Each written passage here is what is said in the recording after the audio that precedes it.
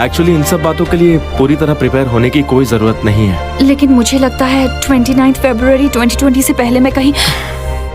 मुझे इंतजार रहेगा। अगली बार जब तुम फ्यूचर में जाओगी तो देख पाओगी मेरा बेबी बॉय है या गर्ल। फियोना ने सुसाइड कर लिया।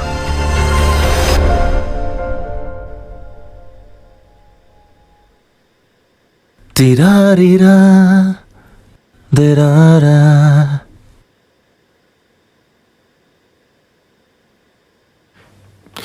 दी दा दा दा दी दा दा।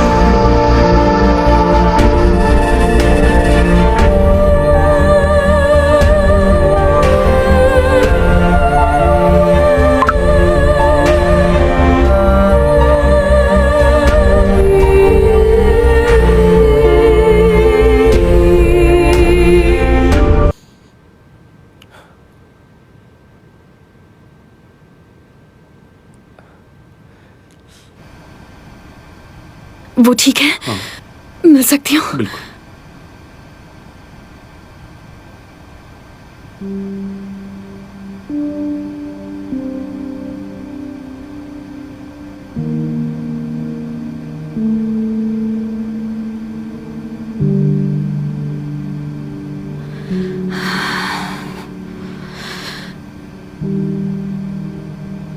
हे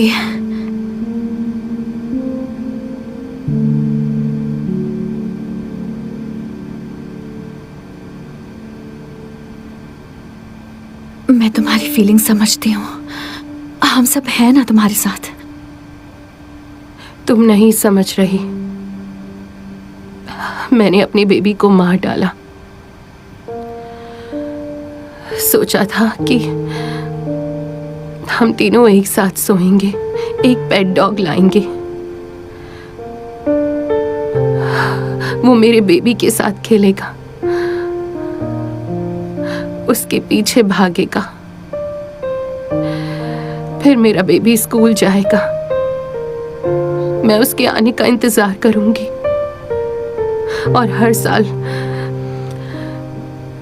मैं उसका बर्थडे सेलिब्रेट करूंगी। उसके पहली बार खड़े होने का वीडियो बनाऊंगी, उसके चलने का, दौड़ने का।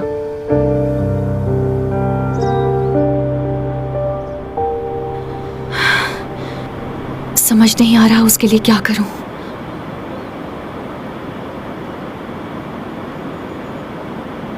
कहीं मैंने कुछ गलत तो नहीं किया? अगर मैं वहां नहीं जाती और फियोना को कुछ ना बताती तो उसकी ये हालत नहीं होती ना। मुझे याद है यही सवाल तुमने मुझसे पहले भी पूछा था।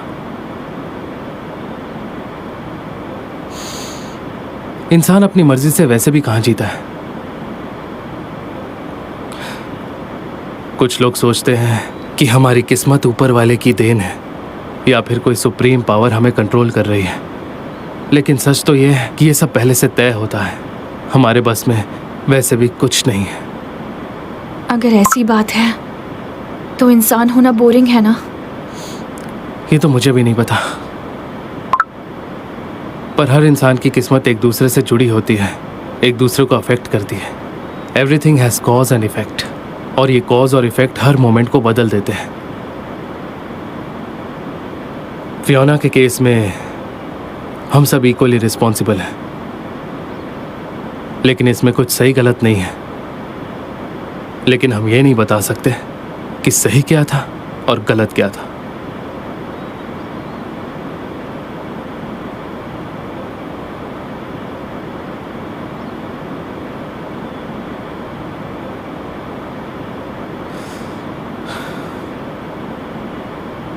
पहला पेज खोलो।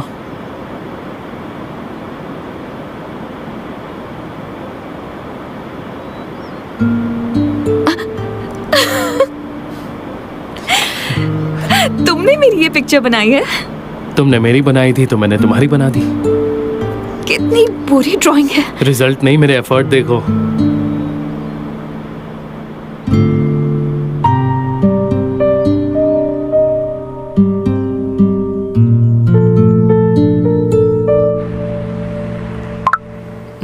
जैसा तुम कहो। एक और दिखाती हूँ। मुझे भी पसंद आया। 1 मिनट रुक जाओ भैया।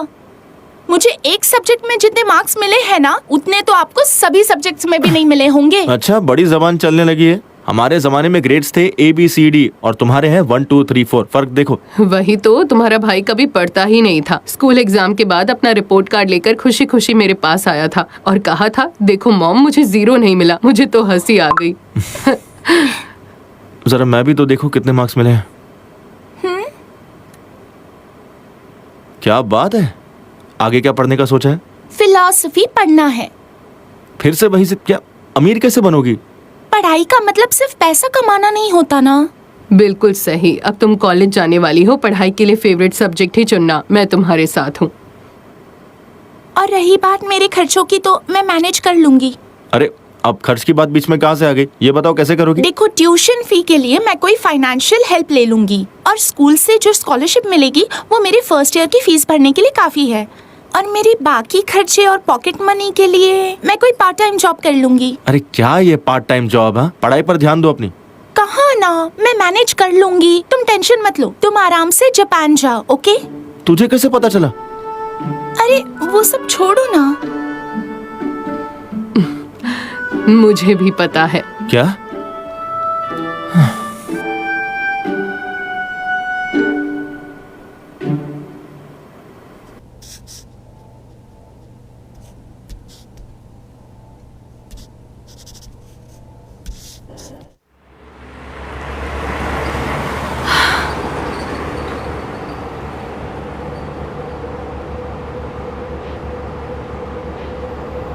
क्या हुआ? अब तक सोई नहीं? हाँ, दिमाग में बहुत कुछ चल रहा है क्या? कुछ नहीं, ठीक हूँ।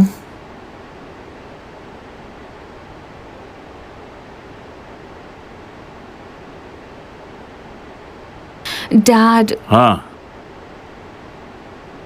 आप मॉम से कैसे मिले थे? आज तुमने ये सवाल क्यों पूछा मुझसे? जानना था आपने मॉम को कैसे कन्विंस किया। मैं कभी नहीं बताऊंगा। आप पर मुझे जानना है। ये जवानी की दिनों की बात है। मैं रेसेस के लिए अक्सर जापान जाता था। कैसी रेसेस? Motorcycle race. तुम्हें भी हंसी आ रही है, पर ये सच है। पर मैंने तो आपको बाइक चलाते हुए कभी नहीं देखा, फोटो तक नहीं देखी। तुम्हें यकीन नहीं होता ना?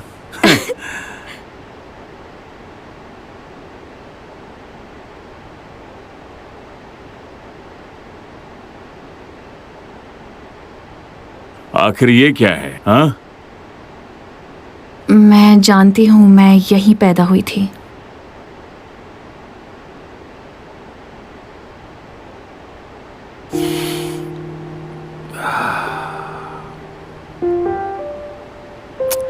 तुम्हें किसने बताई ये बात? आपने कभी मॉम के बारे में मुझे क्यों नहीं बताया? लेकिन अब क्यों पूछ रही हो? उसे गुजरे कई साल हो गए। आपको क्या लगता है कि मेरी वजह से मॉम चली गई?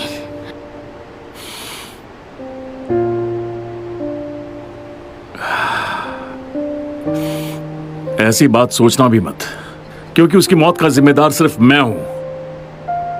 तुम्हारे पैदा होने से एक दिन पहले तुम्हारी मॉम के साथ एक छोटी सी बात को लेकर मेरा उससे झगड़ा हो गया था। तुम तो मुझे जानती ही हो, मैं कितना जिद्दी, कितना अकड़ू हूं, हर चीज में बहस करता हूं। वो वजह मुझे याद नहीं है। पता नहीं हमने किस बात को लेकर झगड़ा किया, लेकिन उस छोटी सी बात को लेकर तुम्हारी मां बहुत गुस्सा हो गई थी, बहुत चिढ़ गई थी, और फिर वो अचानक से गिर गई। उसे बहुत चोट आई थी। उस रात को जम के बर्फबारी हुई और हमारा घर शहर से बाहर एक सुनसान इलाके में था। चारों तरफ बर्फ ही बर्फ, सारे रास्ते बंद हो गए थे। हॉस्पिटल तक जाना मुश्किल हो गया था। मैं जैसे तैसे तुम्हारी मां को इस श्राइन में लेकर आ गया। मैं घंटों तक बाहर इंतजार करता रहा। रह रहकर तुम्हारी मां की चीखें सुनाई देती रहीं। कितनी दर्द भरी चीख थी उसकी। डैड, ये सब मेरी वजह से हुआ था। तुम्हें भी कितना परेशान किया, तुम्हारी मां को भी दुख दिया मैंने। ये सब मेरी गलती है।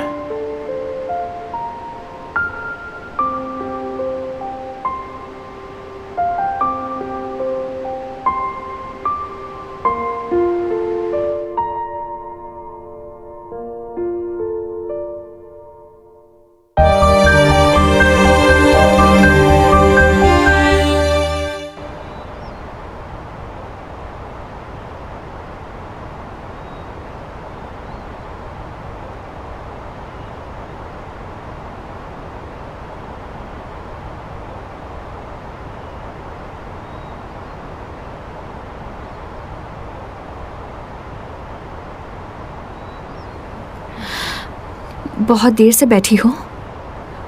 नहीं, अभी आई हूँ। ये लो। फ्यूचर में मैंने तुम तीनों की एक फोटो देखी थी। ये वही फोटो है।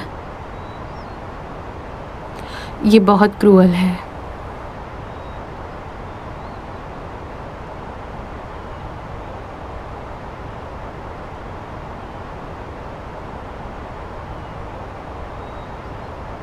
तुम जानती हो कि मेरी मॉम मेरे पैदा होने के तुरंत बाद चल बसी।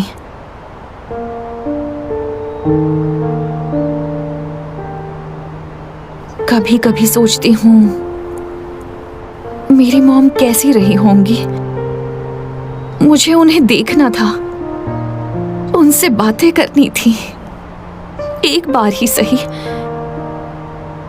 मुझे पूरा यकीन है वो बहुत बहुत अच्छी थी, इसलिए डैड उनसे इतना प्यार करते थे। इसलिए समझ सकती हूँ तुम्हें भी बहुत दुख हो रहा होगा, गिल्ट फील हो रहा होगा। जब मुझे अपने अतीत के बारे में पता चला, मुझे भी ऐसा ही लगा था। अगर मैं पैदा नहीं हुई होती तो शायद आज मेरे डैड बहुत खुश होते, क्योंकि वो मॉम के साथ होते, मिलके शॉप संभालते, साथ में जिंदगी जीते। अगर मैं आज नहीं होती तो डैड को अकेले जिंदगी भर का ऐसे दुख ना सहना पड़ता।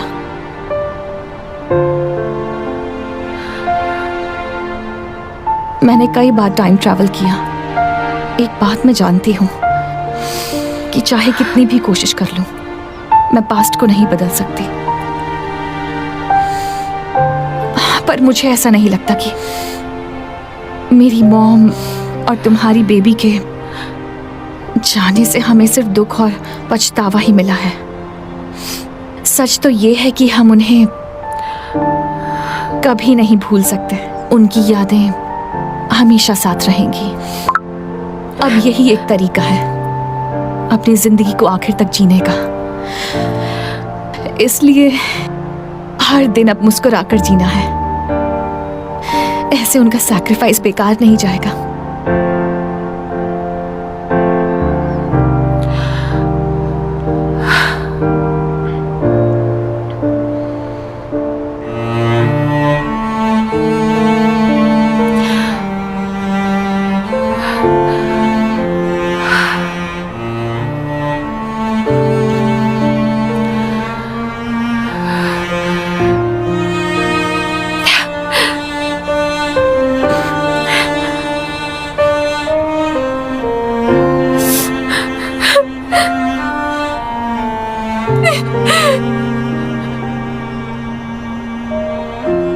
या तुम इसे दूसरे तरीके से सोच कर देखो।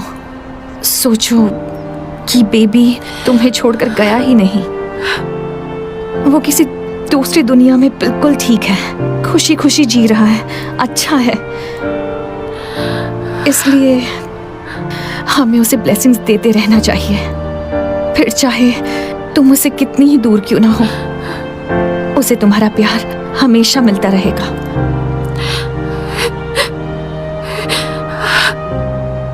मुझे इस वक्त भी ये फील हो रहा है कि मॉम मुझे देख रही हैं। I'm sorry. I'm sorry. I'm sorry.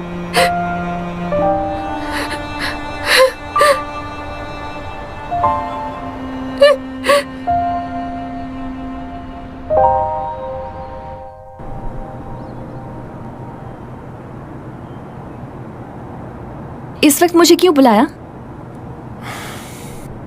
दरअसल मैं अगले हफ्ते जा रहा हूँ। कहाँ जा रहे हो? कंपनी की ट्रेनिंग है। मेरे बॉस मुझे 6 महीने के लिए सपोरो भेज रहे हैं। सपोरो? हाँ। मुझे पहले कभी क्यों नहीं बताया? पता है, मैंने इस बारे में काफी सोचा। घर से 6 महीने तक दूर रहना पॉसिबल होगा या नहीं, पर आखिर में मैंने जाने का डिसाइड किया, क्योंकि यही मौका है कुछ कर दिखाने का। अब उम्र भी बढ़ रही है, जिंदगी में ऐसे मौके बार बार नहीं मिलते हैं। तुम्हारी खुशी में मैं शामिल हूँ, पर जानते हो अगले साल 29 फरवरी को एक्सीडेंट का दिन होगा।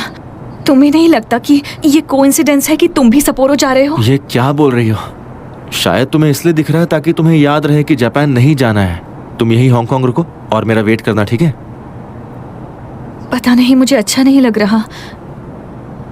एक बार फिर से सोच लो ना। क्या तुम्हें डर लग रहा है कि तुम्हारा एक्सीडेंट हो जाएगा, या फिर इस बात की टेंशन है कि मैं जापानीज लड़कियों से मिलूंगा? मैं सीरियस हूँ रायन, प्लीज मजाक मत करो। आई प्रॉमिस यू कि अगले साल 29 फरवरी को हम साथ होंगे। ये भी हो सकता है कि तब तक मैं ब्रांड न्यू रायन बन जाऊं, फिर बर्थडे मनाएंगे। तुम कहीं मत जाना, मेरा इंतजार करना।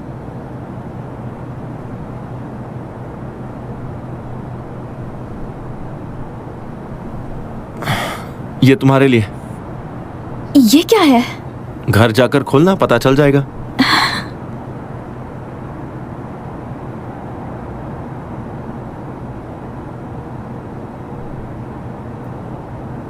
Thank you.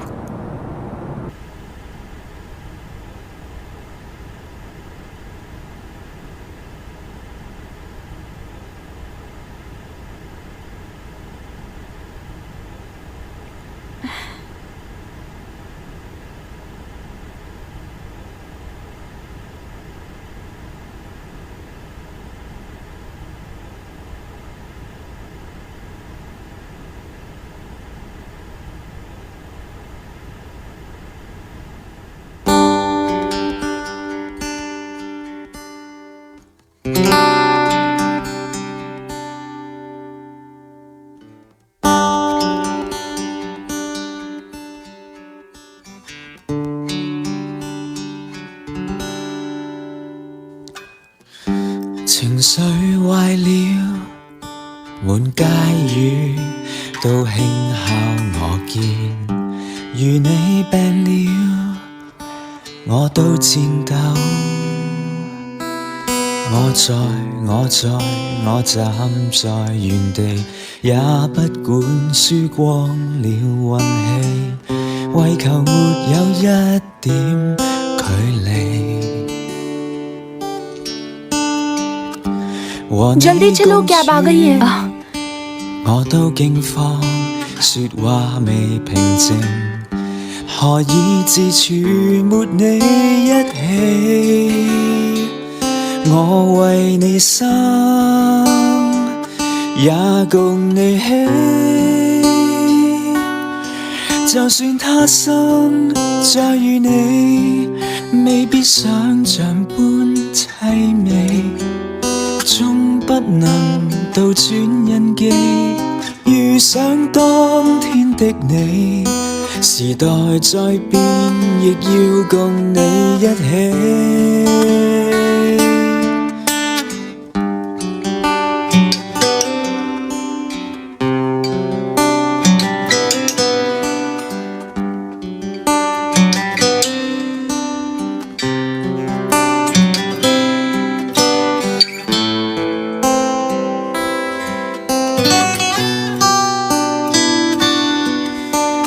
願再見，沒有亦願。अरे क्या कर रही हो? उसे तोड़ के मानोगी क्या? मैं रिपेयर कर दूंगी इसे। अंकल मेरे पास पैसे नहीं है, थोड़ा डिस्काउंट दे देंगे? डिस्काउंट चाहिए तुम्हें? पैसा नहीं है तो लेकर आओ। अरे कोई बात नहीं, लेकर जाओ, तुम्हारे लिए $20। Thank you uncle, bye bye बाय।也許盟誓都不再受理。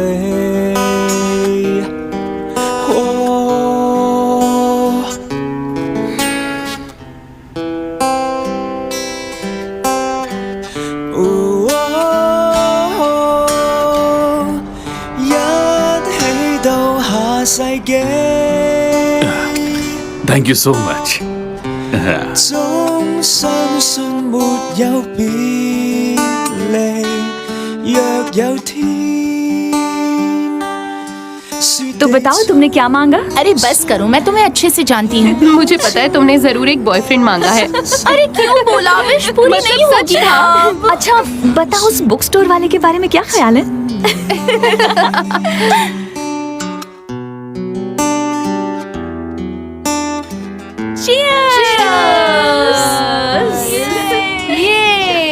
ये चलो चलो अब जल्दी से पी जाओ, दोबारा ऑर्डर करते हैं ना। मेरी तरफ से। थैंक यू फियोना, वैसे सबसे ज्यादा अमीर तुम ही हो।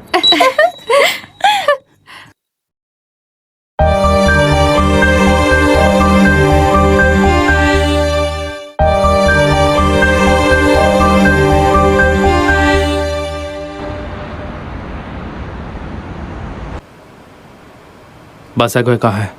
मुझे नहीं पता, आजकल वो बुक स्टोर संभाल रहा है। अब सब कुछ साफ साफ दिख रहा है। रायन जापान चला गया है। वो 2017 में तुमसे मिला था, पर फियोना के साथ हुई ट्रेजेडी के बाद लगता है हमने एक नया स्पेस एंड टाइम ओपन कर दिया है। लेकिन अब तक हम ये नहीं समझ पाए हैं कि चेंज कितना आया है। चीजें वैसी हो रही हैं जैसा मैंने उन्हें देखा था। यही सही रहेगा। रायन ने कहा है कि बर्थडे से पहले वो आ जाएगा, तुम्हें कुछ भी नहीं होने देगा वो। हम जो कर सकते थे सब करके देख लिया। याद रहे, जब तक तुम हांगकांग में रहोगी तुम्हारी जान को कोई खतरा नहीं है। मैं यीसा को खोना नहीं चाहती। हम जो भी कर रहे हैं वो सब तो बेकार जा रहा है।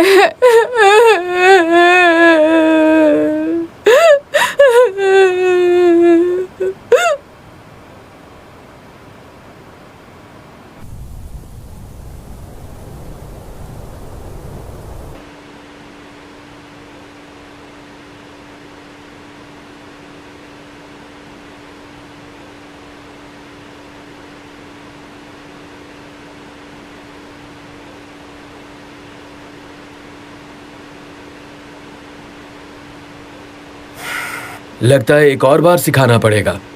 ठीक से ऑब्जर्व करना। हाँ।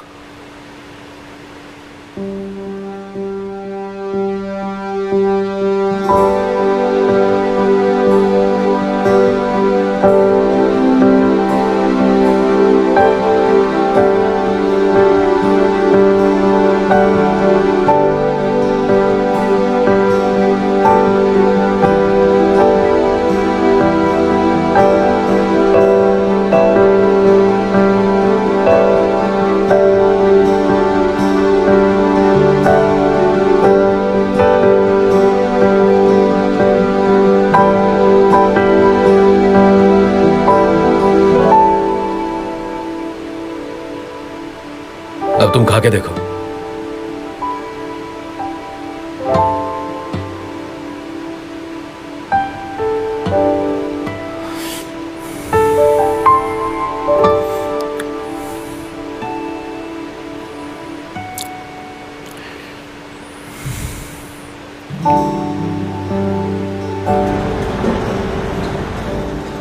पहले तो मैं रात भर जगता, बार बार बाथरूम जाता, हार्ट बीट स्लो हो जाती थी तो कभी फास्ट हो जाती थी।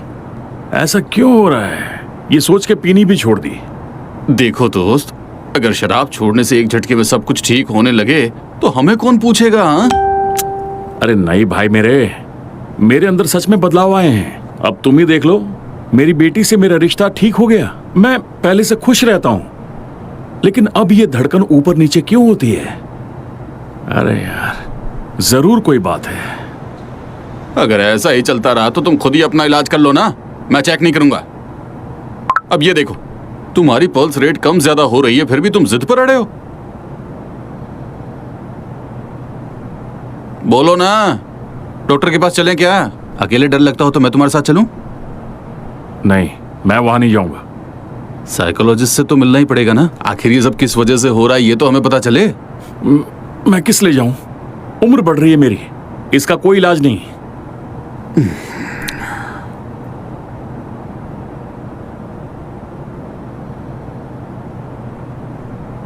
ये क्या ढूंढ रहे हैं? हाँ? ओह, कुछ साल पहले साइकोलॉजी का मैंने एलोपैथी कोर्स किया था। क्या? Chinese doctor allopathy? अबे क्या मजाक कर रहा है यार।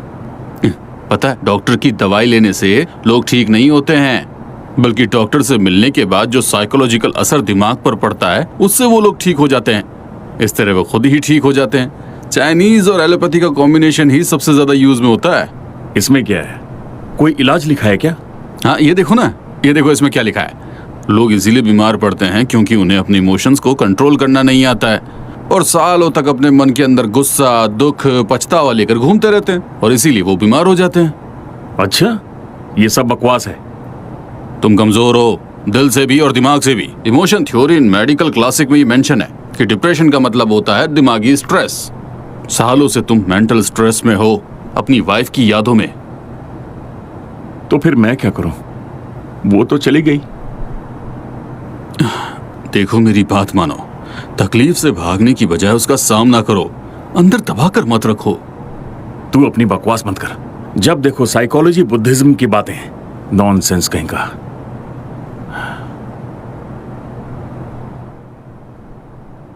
मैं जानता हूं कि आप ऐसे ही किसी की हेल्प नहीं करते। मैं उसकी हेल्प नहीं कर रहा, मैं बस ये कंफर्म करना चाहता हूँ कि आखिर सच क्या है। ऐसा मत कहिए, मुझे पता है कि आप उसे पसंद करते हो। तुम्हें हमेशा शक था ना कि वो अपने मन से कहानियां बना रही है। हो सकता है वो अब तक ये सारी चीजें बस इमेजिन कर रही हो। ये इम्पॉसिबल है, मैंने कभी उस पर शक नहीं किया। एक बात याद रखना, जब तक वो जापान नहीं जाएगी उसके साथ कुछ बुरा नहीं होगा। रोज किसी ना किसी बहाने से उससे मिलना ताकि उस पर नजर रख सको। हाँ, एक और बात, अगर वो कहीं चाहती है तो पहले मुझे बताना, ओके? ठीक है, मैं याद रखूंगा।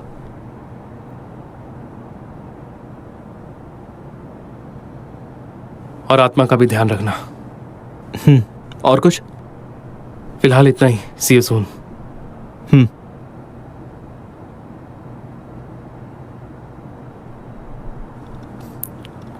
सुनो, अपना ख्याल रखना। Happy journey.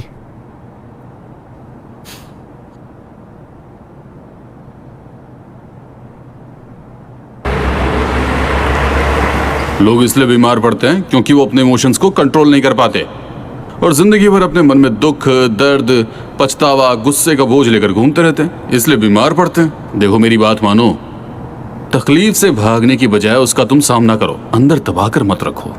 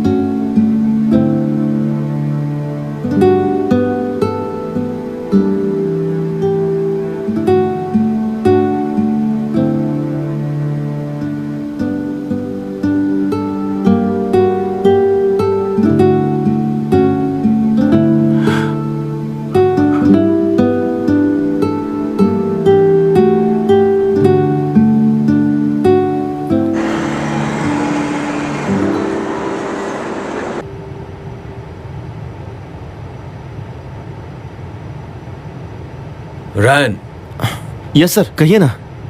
तुम्हें इस इंटर्नशिप से क्या हासिल हुआ? मुझे काफ़ी कुछ नया सीखने को मिला है और आपके गाइडेंस और टीचिंग के लिए thank you so much sir. Internship का लास्ट दिन कब है? 21 को या फिर 20 को? 20 तारीख को सर। ओह गॉड, क्या बात है, कोई प्रॉब्लम है क्या? अरे वो फुजिटा छुट्टी पर चला गया। बास्केटबॉल खेलते वक्त उसके हाथ में चोट लग गई, वो काम नहीं कर पाएगा। तो सर फुजिता ठीक तो है ना? हाँ, डॉक्टर की ट्रीटमेंट चल रही है, अब वो ठीक है, पर उसे रेस्ट करने को कहा गया है। हाँ।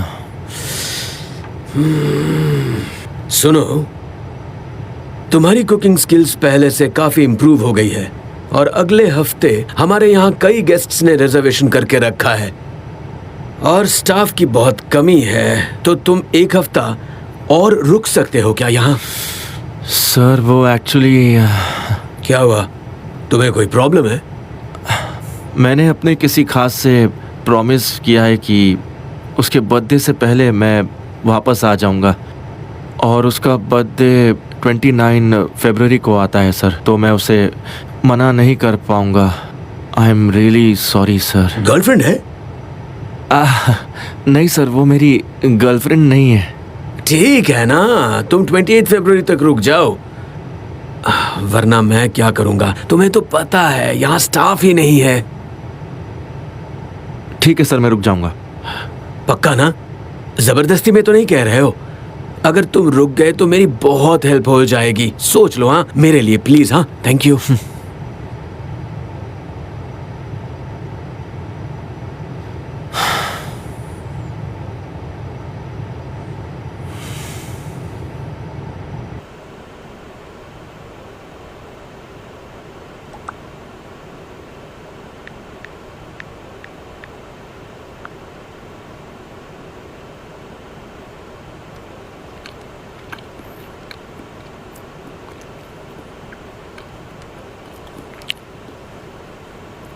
वो नया सूटकेस है? नहीं, पुराना है, मेरे बेड के नीचे रखा हुआ था। कहीं जा रहे हैं? क्यों नहीं जाऊं? कब जा रहे हैं और कहाँ, किसके साथ? मैं तुम्हारा कैदी नहीं हूं महारानी साहिबा। हाँ, मुझे बस फिक्र हो रही है। अच्छा अच्छा, ठीक है। सुनो, तुम अपना ख्याल रखना, ठीक है? क्योंकि एक हफ्ते बाद मुझे जाना है। एक हफ्ते बाद जाना है तो सूटकेस अभी से यहाँ क्यों रखा? क्या तुम्हें प्रॉब्लम है? वैसी हॉल में जगह नहीं है। सुनो, मेरी गैर हाजिरी में शॉप का ध्यान तुम रखोगी। हाँ, लेकिन वो तो बंद करने वाले हैं ना, तो ध्यान क्यों रखना? मिस्टर हु ने कहा कोई शॉप देखने आएगा, उसका कॉल आएगा तो तुम मैनेज कर लोगी ना? ठीक है। अरे एक पीस ये भी खाओ ना। आप भी खाइए।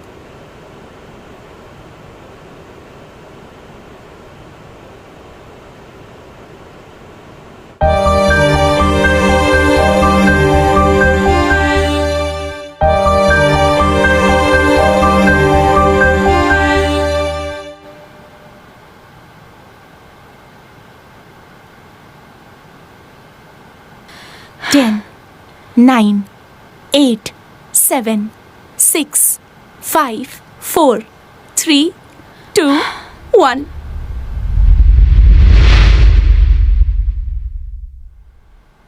क्या हुआ? तुम फिर से होकाइडो में गई थी? इसका मतलब तुम्हारी टाइम ट्रैवल का लीप ईयर से कोई रिलेशन नहीं? या वो तावीज तुम्हारे पास नहीं है इसलिए कुछ नहीं हुआ? हे, सोचो मत, कैंडल बुझाओ। तुम्हें कुछ नहीं होगा। चलो अब केक काटो। लाओ, मैं ही काट दूं।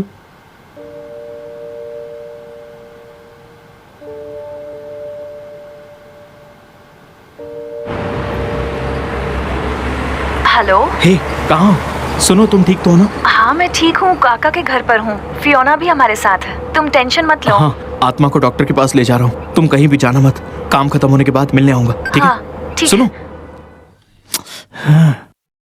घबराओ मत, घबराओ मत, हम बस पहुंचने वाले हैं।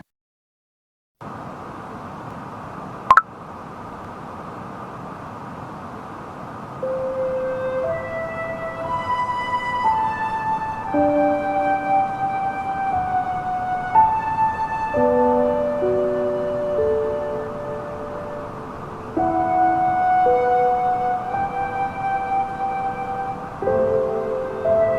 दिनों बाद आया ना,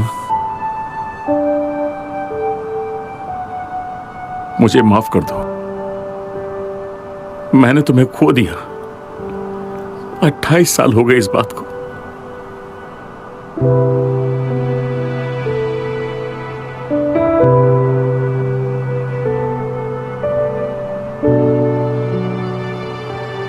उस दिन से मुझे यही लगता है कि मैं दुनिया का सबसे बुरा इंसान हूं।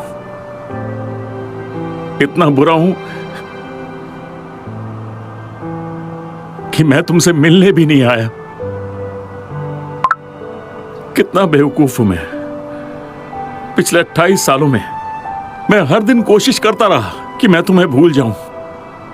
मैं खुद को यह बात समझाता रहा कि मुझे अकेले जीना होगा। लेकिन सच्चाई यह है कि मैं खुद से झूठ बोल रहा था।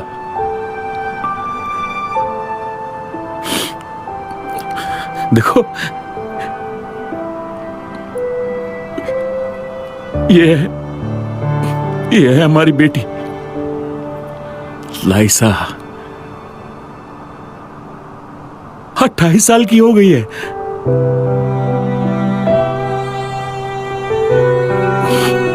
पर इतने सालों में एक बाप होने का फर्ज मैं कभी निभा नहीं पाया। मैं उससे नजरें कैसे मिलाऊंगा, समझ नहीं आता। मैंने उसे उसकी मां से अलग किया।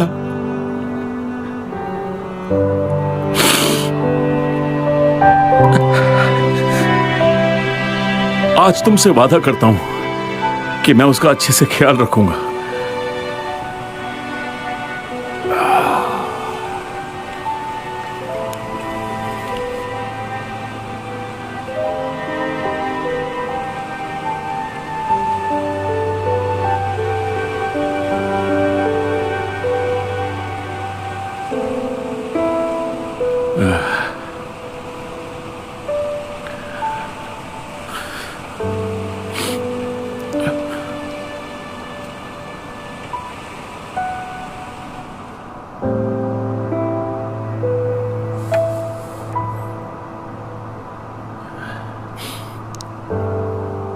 ये जापान के लोग कितने अजीब हैं। इतना बड़ा शहर है, लेकिन यहां एक भी डस्टबिन नहीं है।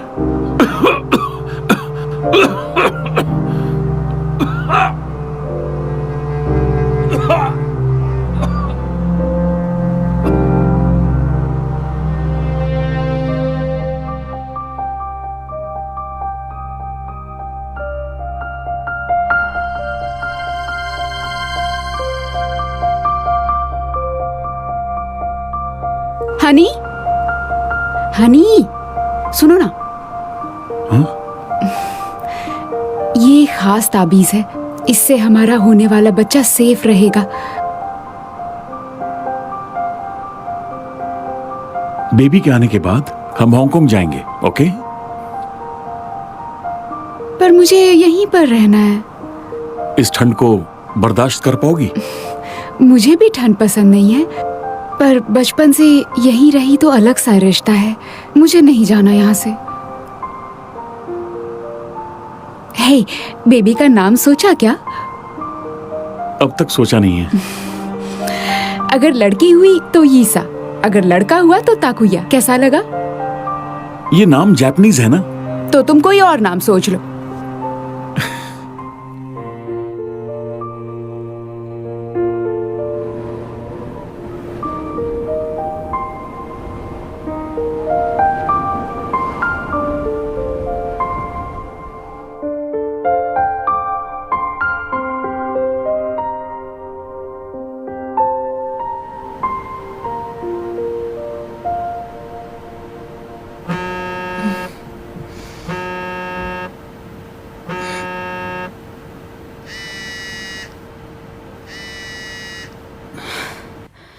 हेलो।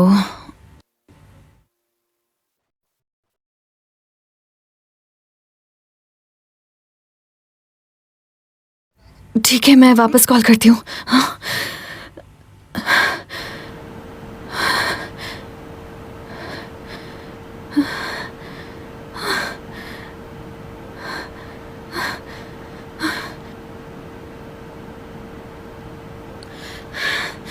सुबह सुबह क्या कर रही हो तुम? मेरा पासपोर्ट कहाँ है? पासपोर्ट? क्या मैंने सही सुना? बताओ ना, कहाँ रखा है? पागल हो? नहीं, तुमने ही कहा था ना चाहे जो हो जाए तुम्हें नहीं दूं। प्लीज दे दो ना। हॉस्पिटल से कॉल था, डैड को अटैक आया है, वो कोमा में। अगर मैं वहां नहीं गई तो शायद उन्हें क्या कभी नहीं कहा? देख पाऊंगी। सीरियसली कहाँ है वो? होकाइडो, सपोरो में। कहा ईसा को पासपोर्ट दे दो। अगर ईसा ना बताती तो आज मैं होती यहाँ। इसका मतलब ईसा ने जो देखा वैसा शायद अब कुछ नहीं होगा। Future can be changed. अगर होकाइडो जाना मेरी डेस्टिनी है और एक्सीडेंट होना डेस्टिनी है, तो मैं उसे फेस करूंगी। घबराओ मत, तुम ठीक हो जाओगे। हम डॉक्टर से मिलने गए थे ना। घबराओ मत, तुम जल्दी ठीक हो जाओगे और सब कुछ ठीक हो जाएगा। चलो हम घर आ गए, अब आराम करो।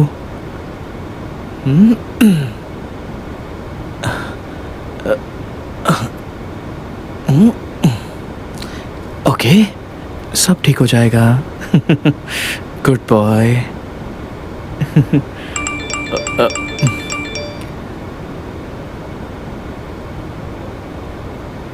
अब ये क्या? आई, आई,